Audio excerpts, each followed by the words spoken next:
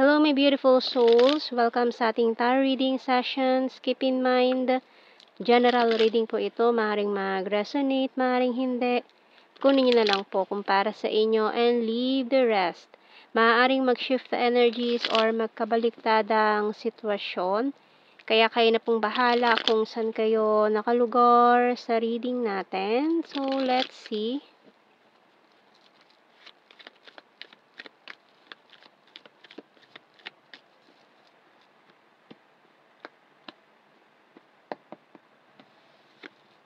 So, first card is Temperance. Nahulog na siya agad. So, a reminder na kailangan ng mahabang pasensya kung ano man itong minamanifest mo or hinihintay mo.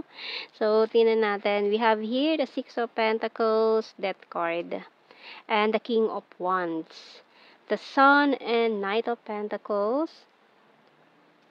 Four of Swords and the Two of Wands. Okay, so mukhang may hinihintay kang person from afar, from a distance, na may hinihintay kang bumalik pero nasa malayong lugar. Or yan, Seven of Wands, bottom card. Okay, so may strong energy tayo dito ng Sagittarius, Scorpio, Leo. Okay, so tingnan natin anong message ng Archangels natin sa reading na to. Mukhang matagal kang single, pero itong taong to malakas ang tama mo no? Kaya hinintay mo talaga siya or hinihintay mo pa rin talaga itong taong to magbalik. Parang tingnan natin. Parang hindi ka na gumalaw, no? Talagang hinintay mo siya kahit yung mga taong dumating sa buhay mo, parang ayaw mo or wala ka ma-feel na something sa kanila kasi parang yun ang hinahanap-hanap mo, yung presensya ng taong yun. Indigo and Crystal Children by Archangel Metatron. You have a bond with children. In particular, you can help children who are sensitive. Okay, so maaaring very sensitive ang energy mo and nasa-sense mo lahat talaga na may something or kung ano man tong connection na meron kayo nitong taong to na mahirap kalimutan, parang greatest love, thought God, the one that got away, mga ganyang energy, diba? So, tingnan natin sa mga signs and symbol cards natin. Or kung for some of you na nagkaroon na ng ibang relationship, parang hindi kayo nag-enjoy or parang balewala lang kasi parang hindi malampasan or lumebel man lang doon sa relationship nyo nung taong yun or connection nyo nung taong yun. Kaya kahit yung iba sa inyo nagkaroon ng relationship sa ibang tao pero hindi rin nagtagal or hindi kayo na-satisfied sa kung ano man yung relationship na yon, connection na yon. Kasi nga you're still longing for this person na hinahanap-hanap pa rin ng sistema nyo or hindi pa rin kayo maka-get over dun sa taong yon. Yan, binoculars. So, kung long distance, so talagang you are looking for this person pa rin, maaaring may mga stalking energy na ayan every night din talagang you're thinking of this person. So, pwedeng magkabaliktad Pwedeng siya yung nakakaramdam nito. Pwedeng ikaw, pwedeng siya na hinahanap-hanap ka nitong taong to, no?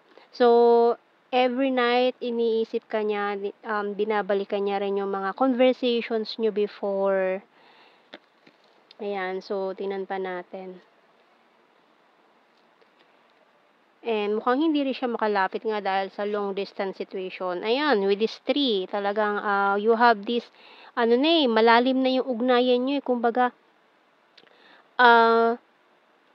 marami na kayong past life na pinagdaanan nitong taong to, malalim na yung ugat ninyo na nabuo rito sa mundo. Kahit pa sabihin natin hindi nyo na maalala yung mga past life na pinagsamahan nyo, mga pinagdaanan nyo. Pero dahil yung soul nyo nare-recognize yung isa't isa. So, we have here coffee, magnifying glass, and newspaper. Ayan. So, talagang this person is searching for you. Hinahanap ka niya. Ayan o, kasi nakaano dyan sa magnifying glass na yan. I love you, I love you, I love you, I love you, and I love you ulit. O, diba? So, talagang hinahanap niya yung pagmamahal na yun na naramdaman niya sa'yo. And money. So, maaaring may mga problem din sa money. Ayan, dahil isa yan syempre sa mga kailangan ng mga tao para mabuhay. Ayan, so maaaring mas inuna muna yung work kaysa love, mga ganyan, priority. Or kung may mga ano man, breadwinner siya sa family niya, kailangan niya unahin yun kaysa sa sarili niya, kaysa bumuo siya ng sarili niyang family, mga ganyan. So, tingnan natin, tarot messages, oracle cards. Pero walang araw, walang gabi na hindi kanya nakalimutan. Every night, this person is thinking of you. Ayan.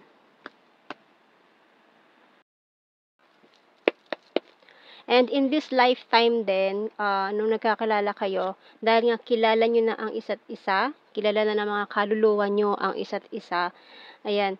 So, kaya talaga ganun yung intense, magnetic na nararamdaman nyo sa isa't isa, para kayong feeling nyo, minamagnet ka nitong taong to, may something sa kanya na parang very attracted ka, yung mga ganyan na hindi mo ma-explain kung ano yun, pero dahil nga yun sa marami na kayong past life na pinagsamahan, bago pa man kayo magtagpo in this lifetime, kilala na ng kaluluwa nyo yung isa't isa.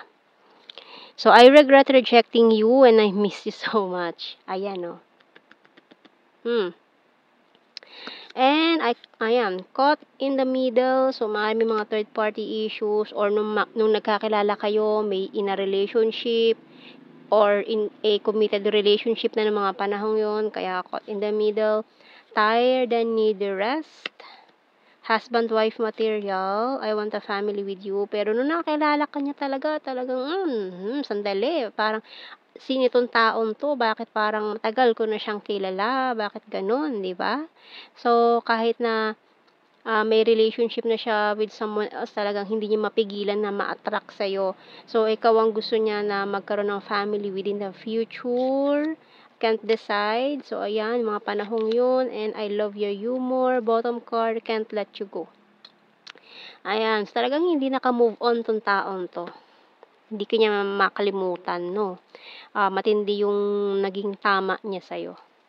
So, tingnan natin. So, for some of you, parang ang lakas din ng energy na hindi naging kayo in this lifetime.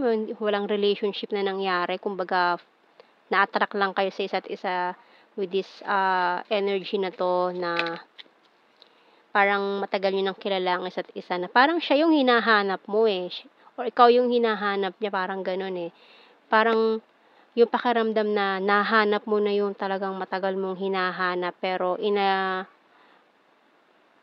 wrong situation, ganun. Parang right love in the wrong time, ganun. I want to feel that way again. I hope that you can forgive me one day. I'm becoming a better person. I left you before you could leave me. We need to let each other go. So, kailangan munang mangyari yan. I know I was a distraction from your pain. I hide behind material things, and sometimes I stay awake thinking about you. Confirmation na talagang iniisip ka niya every night. Ayan, I feel you even though we are apart. So, kahit magkahiwalay kayo nitong taon to, ayan, nafe-feel ka pa rin niya. Kahit saan ka magpunta. Kahit saan siya magpunta. So, ayan, kuha tayo ng initials natin. Pwedeng initials ng pangalan nyo, or initials, or anything na pwedeng mabuo, na pwedeng connected sa inyo nitong taong to. JK, pwedeng KJ. D, F, O, C, H, A.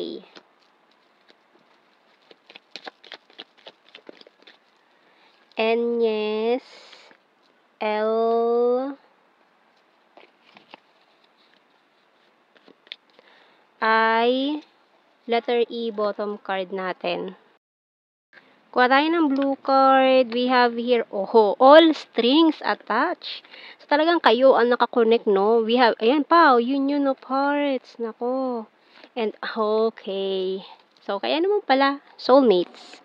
So, may pwedeng twin flame din for some of you. Ayan, no? Talagang connected kayo sa red strings of fate. Kaya ganun na lang talaga yung attraction na naramdaman nyo sa isa't isa.